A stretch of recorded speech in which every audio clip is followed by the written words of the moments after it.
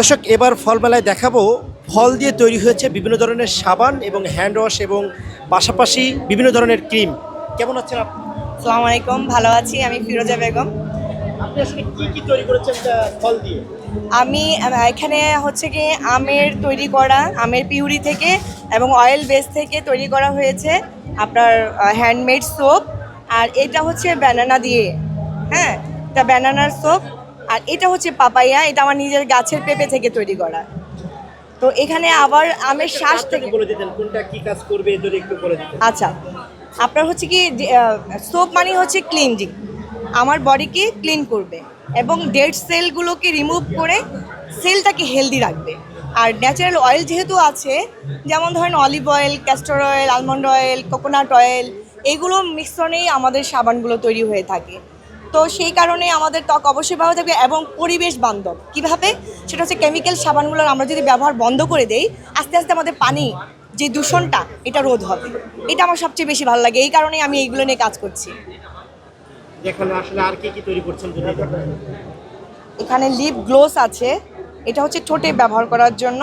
কি দিয়ে তৈরি করছেন ওটা? এটা শিয়া বাটার আছে, শিয়া বাটার, তারপরে বিভিন্ন এসেনশিয়াল অয়েল, ভিটামিন ই, এগুলো দিয়েই তৈরি করা হয়েছে এবং ফুড কালার দেওয়া হয়েছে। হ্যাঁ, মানে আপনার হচ্ছে ইয়াটা বিটরুট আছে না, বিটরুট থেকে করা। আবার এটা হচ্ছে ক্রিম, যেটা হচ্ছে আপনার ত্বকে কোলাজেন তৈরি করবে এবং হচ্ছে ত্বককে মানে অল্পতেই বলি রেখা চলে আসবে না, এটা যদি সবসময় তারা ব্যবহার করে। এবং ফিশ অয়েল আছে, মানে মাছের তেল থেকেও কিন্তু অনেক প্রোডাক্ট তৈরি করা যায়। এটা আমরা কাজ শুরু করেছি।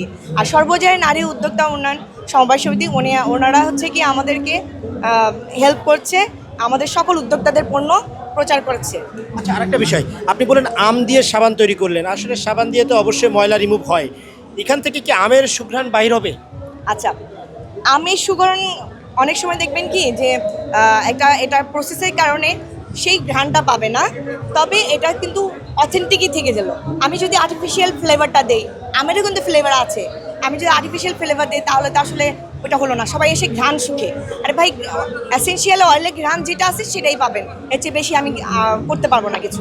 কারণ আমি একটা কমিটমেন্টে আছি যে আমি আর্টিফিশিয়াল কিছু করব না, চেষ্টা করবো যতটা ন্যাচারাল রাখা যায়। যেই খাবারগুলো খাওয়া যায় সেই কালারগুলোই আমি ইউজ করেছি।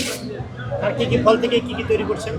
আর এখানে হচ্ছে কি আপনার বিভিন্ন রকমের চন্দন, গোলাপ, এগুলোর সাথে আমের যে শ্বাসটা আছে ভিতরে, যে আমরা যে বাড়াটা ফেলে দিই, ওটা ফাটা মানে ওটা বের করে, শ্বাসটাকে বের করে তারপরে আমরা হলো ওইটাকে পাউডার করে এটার সাথে ইনগ্রেডিয়েন্টস মিশিয়ে ফেস প্যাক তৈরি করেছি। এই সাবানটা কিসের তৈরি নিলে বলতো? এটা সেই আমের শ্বাসটা, যে ওইটা থেকে olive oil, castor oil, almond oil এবং হার্ড অয়েল কিছু ইউজ করেছি এটার মধ্যে। এটা হ্যান্ডমেড, পুরোপুরি হ্যান্ডমেড। কেমন বেচাকেনা দেখছেন, কেমন দর্শক? আলহামদুলিল্লাহ, সবচেয়ে বড় কথা হলো সবাই জানতে পারছে ন্যাচারাল জিনিস এবং সেল সবাই বুঝে নিচ্ছে।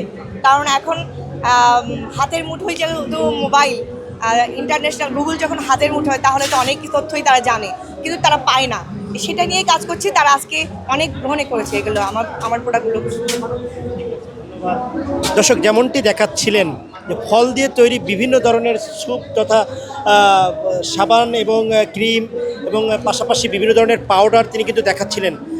তো এই আসলে ফল দিয়েও যে এগুলো তৈরি করা যায় সেটা কিন্তু এই বাস্তবে প্রমাণ আমরা কিন্তু লক্ষ্য করছি। এই ছিল সর্বশেষ